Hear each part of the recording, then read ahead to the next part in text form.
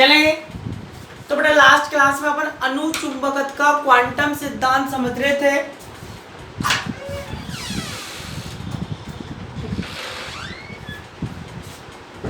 अनुचुंबकत्व का क्वांटम सिद्धांत।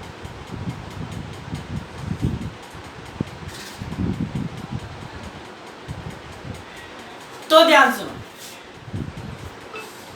बताओ कहां तक निकाल लिया था? चुंबकन तीव्रता निकाल ली थी अपन ने।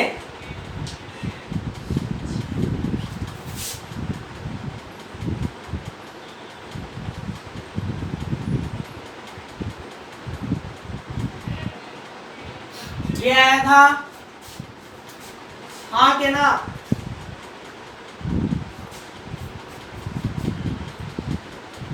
हाँ के ना?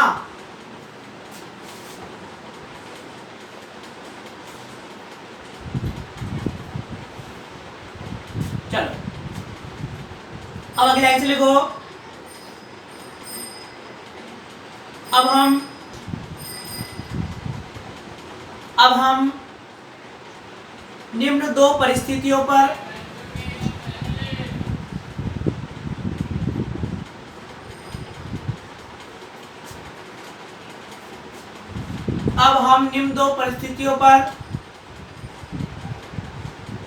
विचार करते हैं।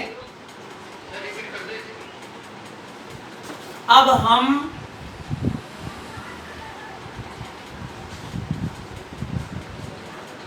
निम्न दो परिस्थितियों पर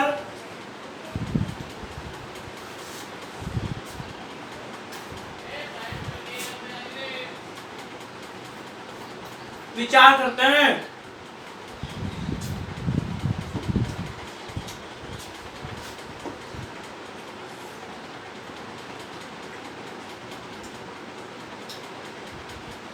चलो अब बड़ा ध्यान देगा।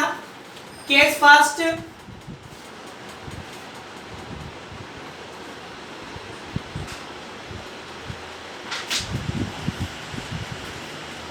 देखो केस फर्स्ट वही दो कंडीशन लेंगे। ये तो सिद्ध कर लिया आपने बेटा, क्यूरी ताप भी आपसे पूछ सकता है। तो क्या लेंगे? एक्स के न्यून मानों के लिए, x के न्यून मानों के लिए बताओ x का मान क्या लिखते हैं? x बराबर क्या लिखते हैं अपन?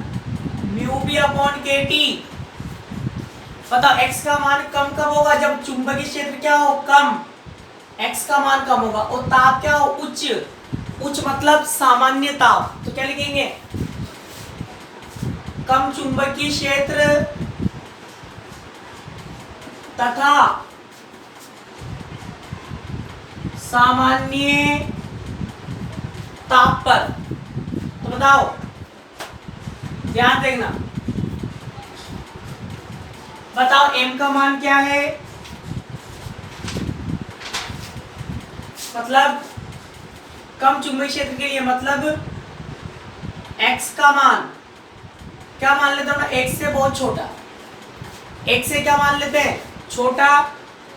तो जब x का मान छोटा होता है 1 से, तो x का मान 1 से छोटा है, तो इस स्थिति में px का मान बेटा आपको j plus 1 upon j 3j x। क्या हुआ? कौन सा वाला?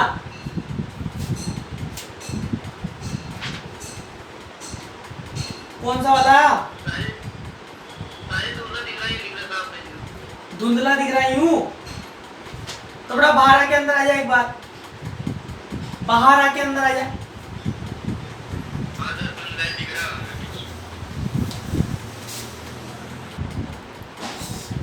तो बताओ, बस ये आपको यहाँ पर याद रखना पड़ेगा। bx ब्रिलियन फलन का मान, जब x का मान 1 से बहुत छोटा हो तो ये याद रखना पड़ेगा बस। ठीक है, जैसे अपन ने वहां लिखा था x अपॉन 3, पहले वाले में अपन ने Lx का मान x/3 लिखा था, बस यहाँ पर भी x/3 है, बस j+1/j और आ जाएगा, j+1/j और आ जाएगा, बस याद रखना है आपको, ठीक है। अब बताओ ये मान यहाँ रखूं तब m बराबर j g n म्याऊ b, bx का मान ये रख रहा हूं j+1/3j और x का मान क्या होता है m jgn म्याऊ b j+1/3j, x का मान क्या होता है म्याऊ b/kt, म्याऊ b/kt। अब बताओ b का मान भी रखूं, b बराबर क्या होता है म्यू नॉट h, तो बताओ m बराबर jgn म्याऊ b और j+1/3j mu naught h/kt। b का मान रख दिया, b बराबर क्या होता है म्यू नॉट h। अब बताओ h को इसके अपोन में ले आओ, m/h बराबर jgn म्याऊ b j+1/3j म्यू नॉट/kt। अब बताओ I/h क्या होता है काई चुंबकीय प्रवृत्ति, मैग्नेटिक ससेप्टिबिलिटी, और बेटा ये सब क्या है कांस्टेंट, क्या मान लेते हैं c/t, जो कि क्या है क्यूरी का नियम, ठीक है। तो बेटा वहां पर जो c का मान आ रहा था, वहां पर जो c का मान आ रहा था वो अलग था, यहाँ पर जो c का मान आ रहा है ये अलग है, ठीक है। तो उस वाले c से तो सिर्फ एक की व्याख्या हुई गैडोलिनियम सल्फेट, एक अनुचुंबकीय लवण था, इससे लगभग क्या सभी की व्याख्या हुई, ठीक है। तो इसको लिखो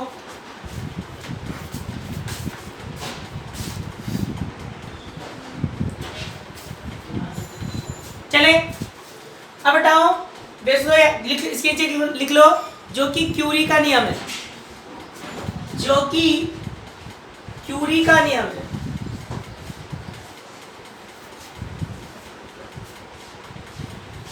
एक चीज और देखो,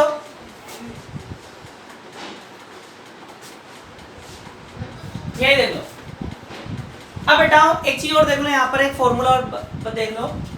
यहाँ पर बेटा ध्यान ऐसे भी कर सकते हो आप, जे से जे कैंसिल हो जाएगा, ध्यान सुनना, जे से जे ये कैंसिल हो गया, ठीक है। और ये जो जी j+1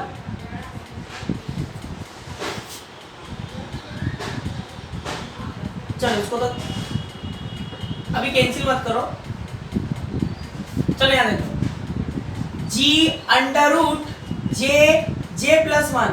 कोई बच्चा जानता है इसको अपन क्या लिखते हैं, कोई जानता हो? हालांकि वो अपना आ चुका है, पर एक्स्ट्रा फॉर्मूला देख लो, अभी काम आएगा अगले टॉपिक में इसी से। बताओ इसको अपन क्या लिख सकते हैं, j√j+1 देखा है आपने कहीं? जल्दी बताओ, जल्दी बताओ, केमिस्ट्री में देखा हुआ इसको? देखा के नहीं? इसको बोलते बताओ पी फैक्ट। किससे दर्शाते हैं इसको? पी फैक्ट से, जिसको क्या बोलते हैं? प्रभावी बोर मैग्नेटॉन संख्या, प्रभावी बोर मैग्नेट्रॉन संख्या। ठीक है, तो चाहो तो J+1 को J+1 को क्या लिख सकते हो, पी फैक्ट का स्क्वायर। ठीक है, लिख सकते हैं, मैं लिखना नहीं है, पर अभी तो आपको सीखे लिख लो साइड में। ये लिखो G√J+1 को क्या बोलते हैं, पी फैक्ट, प्रभावी बोर मैग्नेट्रॉन संख्या।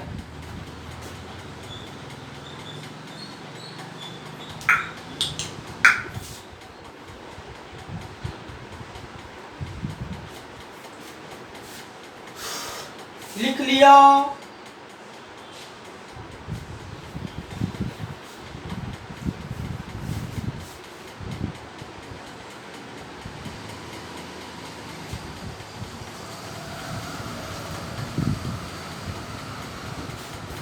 अब क्या लिखेंगे,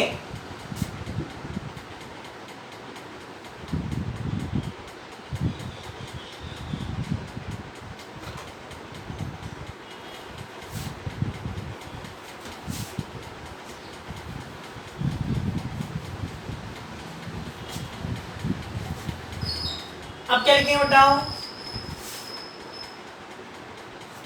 बताओ, x के उच्च मानों के लिए, x का मान उच्च कब होगा, जब चुंबकीय क्षेत्र उच्च और ताप क्या होगा, निम्न होगा। तो क्या लिखेंगे, उच्च चुंबकीय क्षेत्र और निम्न ताप पर। ठीक है, तो फिर वो वाली बात, इस स्थिति में bx का मान कितना होता है, x, ब्रिलियंट फलन का मान कितना, x, lx का मान वहां भी कितना था, एक ही था।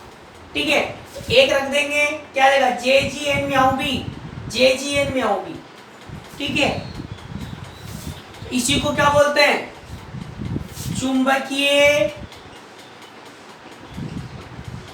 संतृप्त अवस्था। ये और लिखो,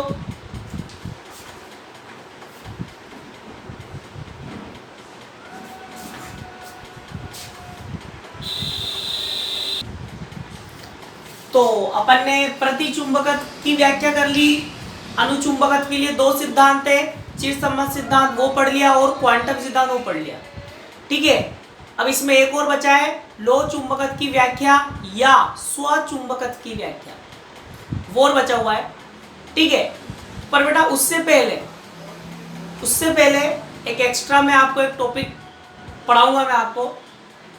ठीक है, कभी कभी क्या होता है, हालांकि सिलेबस में नहीं है, सिलेबस के अनुसार हो गया ये, पर कभी कभी क्या करता है वो, ये क्वेश्चन पूछ लेता है, और ये जो टॉपिक है आपने केमिस्ट्री में पढ़ा होगा, केमिस्ट्री के बेसिस पर तो फिजिक्स में उठा के वो क्वेश्चन पूछ डालता है। तो यहाँ पर एक एक्स्ट्रा टॉपिक मैं आपको लिखाऊंगा, पर पहले आपसे पूछूंगा, कौन बच्चा बताएगा, लिख लो पहले,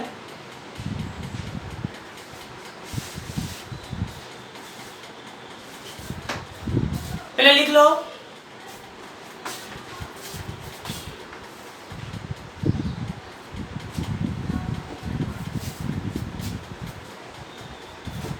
लिख लिया। चल, अब बेटा मुझे कौन बच्चा बताएगा कि कोश में उपस्थित अयुग्मित इलेक्ट्रॉनों की संख्या के आधार पर, अयुग्मित इलेक्ट्रॉनों की संख्या के आधार पर अनुचुंबकीय पदार्थों को कितने भागों में बांटा गया।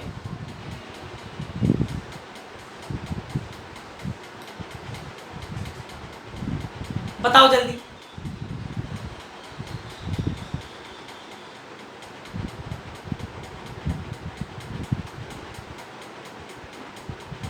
ये टॉपिक क्यों लिखा हूं बेटा, मैं आपको ये टॉपिक इसलिए लिखाऊंगा कि अपन ये चेक करेंगे कि जो अनुचुंबकत्व का जो क्वांटम सिद्धांत अपन ने पढ़ा है, क्वांटम सिद्धांत जो अपन ने निकाला, क्या ये सभी अनुचुंबकीय पदार्थों की व्याख्या करने में सक्षम रहा, या इसमें भी कुछ करेक्शन किया गया, या फिर ये सबकी व्याख्या करने में सफल रहा। तो उसको समझने के लिए ये टॉपिक अपन लिखेंगे। तो टॉपिक लिखने से पहले मुझे बताओ अयुग्मित इलेक्ट्रॉनों की संख्या के आधार पर कितने भागों में बांटा गया है? जल्दी बताओ।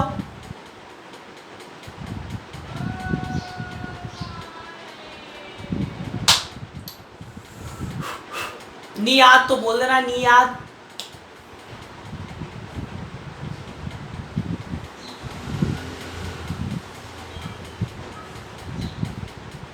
अरे कुछ तो बोलो।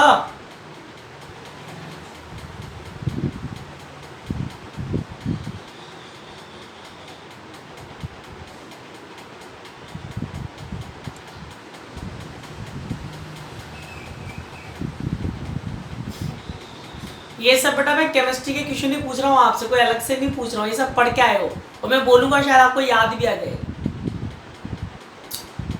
उपकोश में उपस्थित अयुग्मित इलेक्ट्रॉनों की संख्या के आधार पर अनुचुंबकीय पदार्थों को दो भागों में बांटा गया है। दो में। पहला दुर्लभ मृदा समूह आयन, दुर्लभ मृदा समूह आयन। दूसरा लौह समूह क्या है? याद है, पढ़ा है? दुर्लभ और लौह। चलिए बताओ।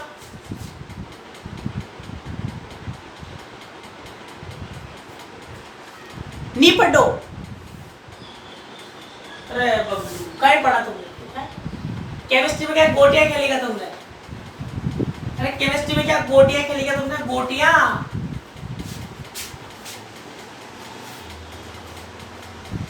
गोटियां खेली तुमने मतलब फिर चलेगा। अगला टॉपिक लिखो सब बच्चे।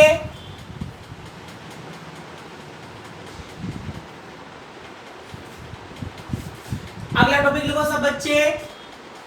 अनुचुंबकत्व वाहकों की प्रकृति। अनुचुंबकत्व वाहकों की प्रकृति। अनुचुंबकत्व वाहकों की प्रकृति। इसमें लिखो बेटा पहले अनुचुंबकीय पदार्थों को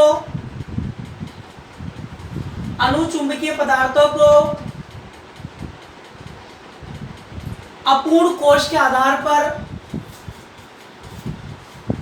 अपूर्ण कोश इनकम्प्लीट शेल, अपूर्ण कोश के आधार पर,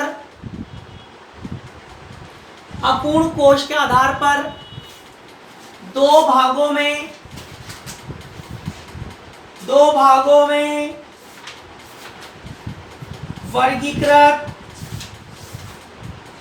किया गया है। पहले दोनों के नाम लिख लो। दुर्लभ मृदा आयन, दुर्लभ मृदा आयन, rare earth ions, rare earth ions. दुर्लभ मृदा आयन, रेयर अर्थ आयोन्स। दूसरा लौह समूह के आयन, आयरन ग्रुप आयन, लौह समूह आयन, आयरन ग्रुप आयोन्स। लिख लिया? अरे लिख लिया?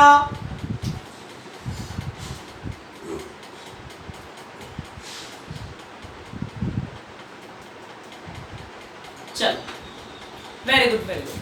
अब बेटा मुझे कौन बताएगा, अब मुझे कौन बताएगा दुर्लभ मृदा समूह के आयन या दुर्लभ समूह का आयन कौन कौन से होते हैं, किन्हें कहते हैं, जिनमें कौन सा कोश अपूर्ण रहता है?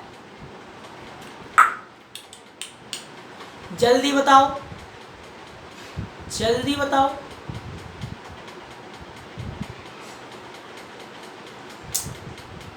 एस, अच्छा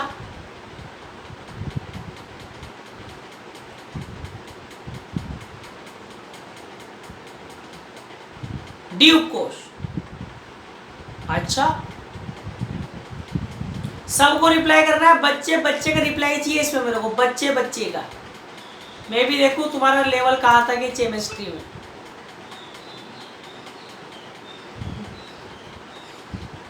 वेरी गुड, वेरी गुड,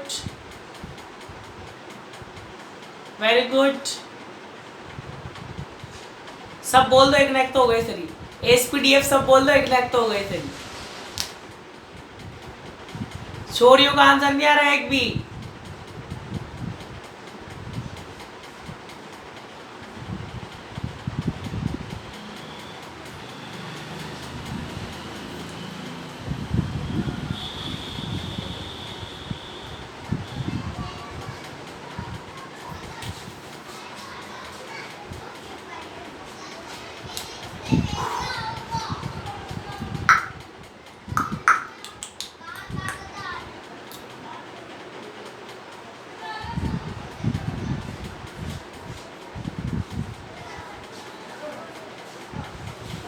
तो बताओ दुर्लभ समूह के आयनों का एफ उपकोष अपूर्ण रहता है। एफ क्या रहता है? अपूर्ण रहता है। एफ रहता है अपूर्ण। मैंने आप क्वेश्चन भी कराए थे, याद हो, 3 क्वेश्चन कराए उसके ऊपर। एफ क्या रहता है? अपूर्ण रहता है। दुर्लभ मृदा समूह का आयन, याद रखना। एस पी डी हर कुछ ही क्या हुआ? धूल में लट चल गया हो तेरा, धूल में लट चल गया तेरा, तो ठीक है। तो बेटा एफ क्या रहता है? अपूर्ण रहता है। तो जिनमें एफ अपूर्ण रहता है वो क्या कहलाते हैं? दुर्लभ मृदा समूह का आयन कहलाते हैं। अब ध्यान सुनना बिल्कुल। तो बताओ जब इन दुर्लभ मृदा समूह के आयनों के लिए पी इफेक्ट का मान निकाला गया, बताओ पी इफेक्ट क्या बताया मैंने आपको? P effect G√J+1। P effect का थ्योरेटिकल मान निकाला गया। अब कोई बच्चा पूछे सर पी इफेक्ट का थ्योरेटिकल मान कैसे निकालेंगे? तो पड़ेगी घुसेगी। कैसे पड़ेगी? घुसेगी। क्योंकि बेटा मैंने आपको ये सोल्व करवा रखा है। जी का मान आपको निकालना सिखा रखा है, परसों सिखाया था। जी का मान आपको सिखा रखा है, जे का मान भी आप निकाल सकते हो। तो जी जे निकाल लो, बताओ पी इफेक्टिव आएगा कि नहीं आएगा? अरे पी इफेक्टिव आएगा कि नहीं आएगा? आएगा। ठीक है। तो बताओ पी इफेक्टिव का थ्योरेटिकल मान निकाला गया और दुर्लभ समूह के आयनों के लिए मतलब अर्थ रेन आयंस के लिए प्रैक्टिकली मान निकाला गया। किसका? पी इफेक्टिव का। पी इफेक्टिव का एक प्रैक्टिकली वैल्यू निकाली गई, एक थ्योरेटिकल वैल्यू निकाली गई। तो प्रैक्टिकल वैल्यू थ्योरेटिकल वैल्यू से बिल्कुल क्या हो गई बेटा? मैच हो गई। क्या हो गई? बिल्कुल मैच हो गई। सिर्फ 2 आयंस को छोड़कर, सिर्फ 2 आयंस को छोड़कर बाकी सबके लिए इसके मान क्या थे? बिल्कुल सेम थे। तो इसका मतलब क्या हुआ कि जो अणुचुंबकत्व का जो क्वांटम सिद्धांत है, अणुचुंबकत्व का क्वांटम सिद्धांत दुर्लभ मृदा समूह के आयनों के 2 आयनों को छोड़कर, ये बताऊंगा कौन कौन से 2 आयनों को छोड़कर बाकी सब की व्याख्या करने में क्या रहे? सफल रहे। क्या रहे? सफल रहे। ठीक है। तो जब वैज्ञानिकों ने पी इफेक्टिव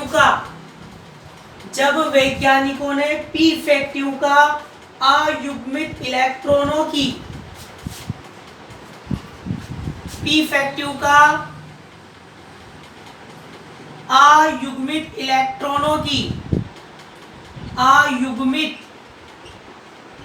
इलेक्ट्रॉनों की संख्या 9 पेयर इलेक्ट्रॉन्स, अयुग्मित इलेक्ट्रॉनों की संख्या के साथ ग्राफ आलेखित किया तो ग्राफ ऐसा आया,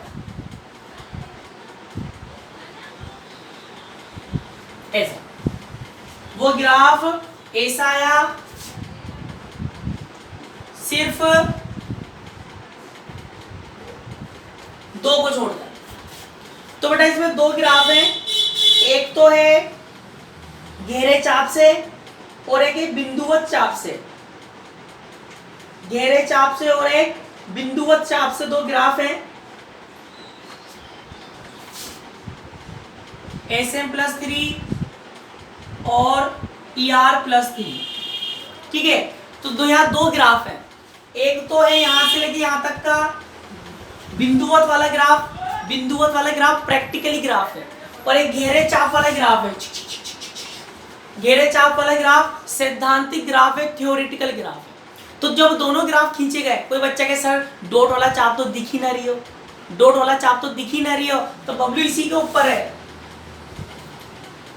गहरे चाप को और डॉट चाप को एक साथ बनाओगे तो सिर्फ क्या दिखेगा, गहरा चाप ही तो दिखेगा। ठीक है, तो प्रैक्टिकली और थ्योरेटिकल दोनों समान है, दो को छोड़कर।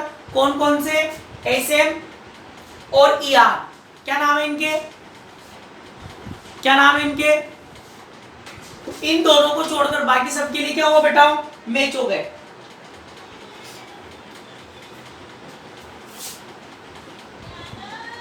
समेरियम और यूरेपियम। तो लिखो लिखो, फर्स्ट नंबर लिखो दुर्लभ मृदा समूह के आयन। दुर्लभ मृदा समूह के आयन यूरोपियम। दुर्लभ मृदा समूह के आयन, इसमें लिखो सब बच्चे, दुर्लभ मृदा समूह के आयनों के लिए, दुर्लभ मृदा समूह के आयनों के लिए P फैक्टिव, ये पूरा फॉर्मूला लिखना, P फैक्टिव के, P फैक्टिव के सैद्धांतिक मान, P इफेक्टिव के सैद्धांतिक मान और प्रायोगिक मान, सैद्धांतिक मान और प्रायोगिक मान एक दूसरे से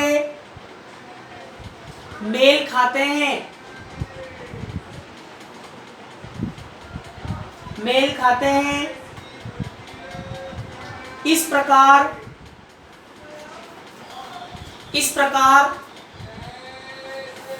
अणुचुंबकत्व का क्वांटम सिद्धांत, इस प्रकार अणुचुंबकत्व का क्वांटम सिद्धांत, अणुचुंबकत्व का क्वांटम सिद्धांत, अणुचुंबकत्व का क्वांटम सिद्धांत दुर्लभ मृदा समूह के आयनों को, दुर्लभ मृदा समूह के आयनों को समझाने में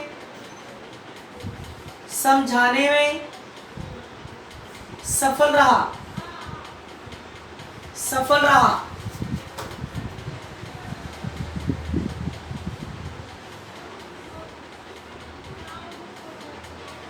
लिख लिया? अरे लिख लिया। अगली लाइन से लिखो, वो अगली लाइन से लिखो, अगली लिखो, जब दुर्लभ मृदा समूह के आयनों के लिए, एक बार रिपीट कर दूंगा अभी, अगली लाइन से लिखो, जब दुर्लभ मृदा समूह के आयनों के लिए P फैक्टिव, जब दुर्लभ मृदा समूह के आयनों के लिए P इफेक्टिव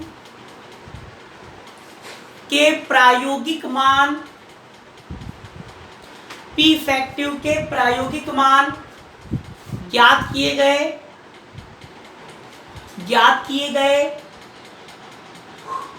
और फिर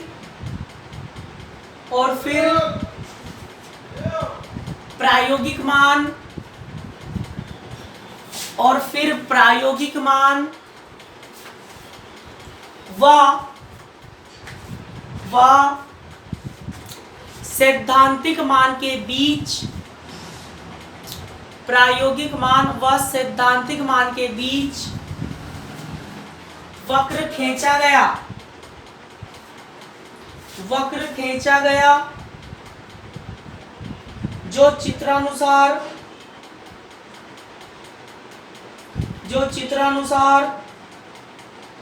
प्राप्त होता है, जो चित्रानुसार प्राप्त होता है। सब बच्चे ये बनाओ, सब बच्चे ये बनाओ। अब एक लाइन लिखो इसके नीचे,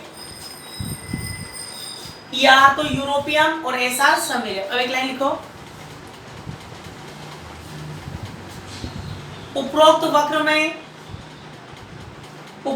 वक्र में सैद्धांतिक मानों को, उपरोक्त वक्र में सैद्धांतिक मानों को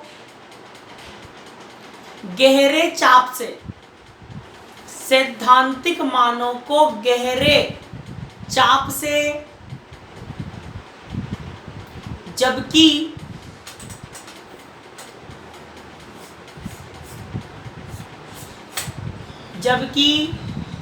प्रायोगिक मानों को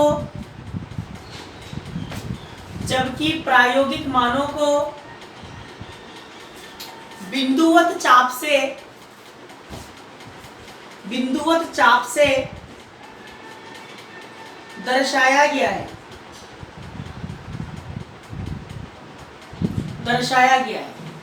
आगे लिखो, वक्र से स्पष्ट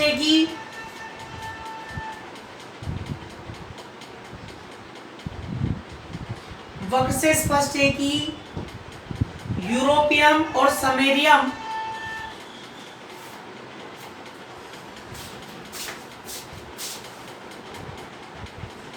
वक्र से स्पष्ट है कि, आगे लिखो,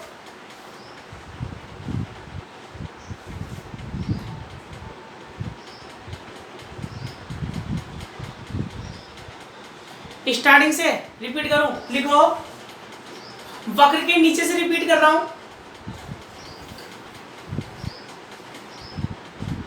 उपरोक्त वक्र में सैद्धांतिक मान को गहरे चाप से, सैद्धांतिक मान को गहरे चाप से व प्रायोगिक मान को बिंदुवत चाप से दर्शाया गया है। उपरोक्त वक्र से स्पष्ट है कि यूरोपियम और समेरियम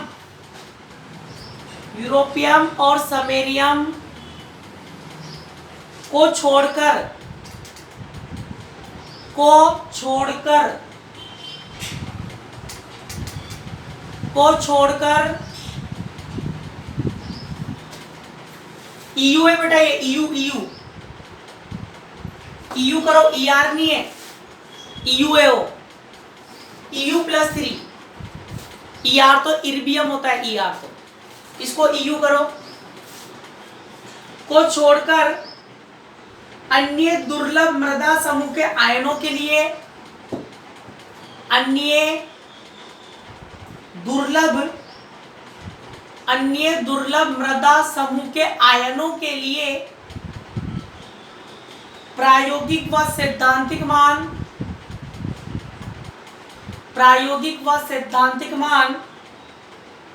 समान होते हैं, प्रायोगिक व सैद्धांतिक मान समान होते हैं। चलें, अब सेकंड नंबर लिखो, लौह समूह के आयन, लौह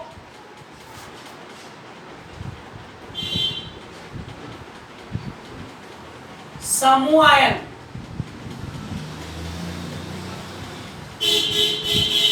आयरन ग्रुप आयोन्स, लौह समूह का आयन। अब मुझे कौन बताएगा कि आयरन ग्रुप आयोन के लिए कौन इनकम्प्लीट होता है, SPDF। अच्छा, सबको रिप्लाई करना है, बालक हो या बालिका सबको रिप्लाई करना है, बालक हो या बालिका सबको रिप्लाई करना है। अच्छा, अब सब डी कह रहे हैं, मतलब ये याद है तुम्हें। अब एस कोई नहीं कहेगा, एस नहीं करेगा, तुम एस नहीं करेगा, एस।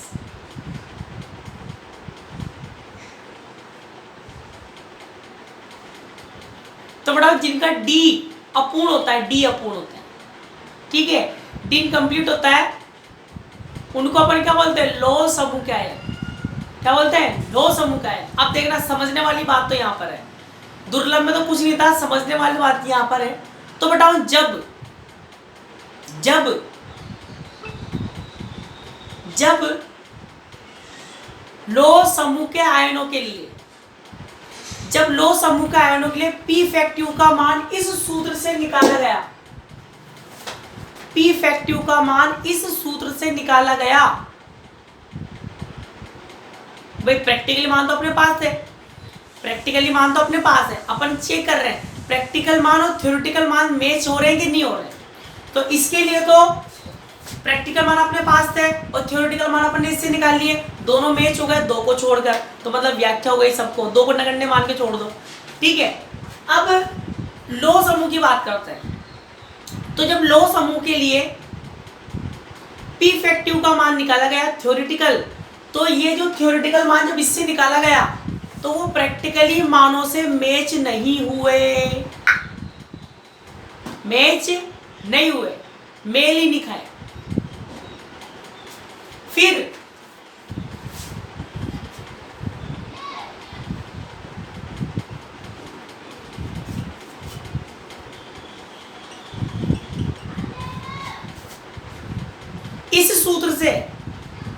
इस सूत्र से मान निकाला गया। पहले मुझे बता, दोनों सूत्र सेम है या अलग अलग है, दोनों सूत्र सेम है या अलग अलग, देखो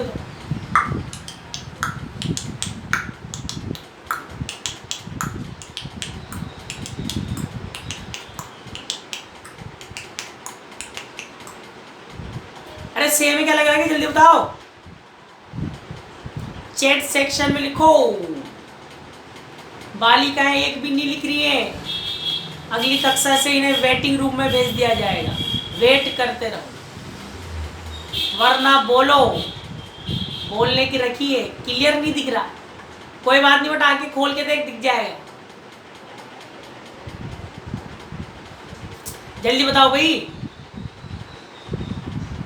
सेम दिख रहा है तुम्हें, सेम है दोनों सूत्र, सेम है।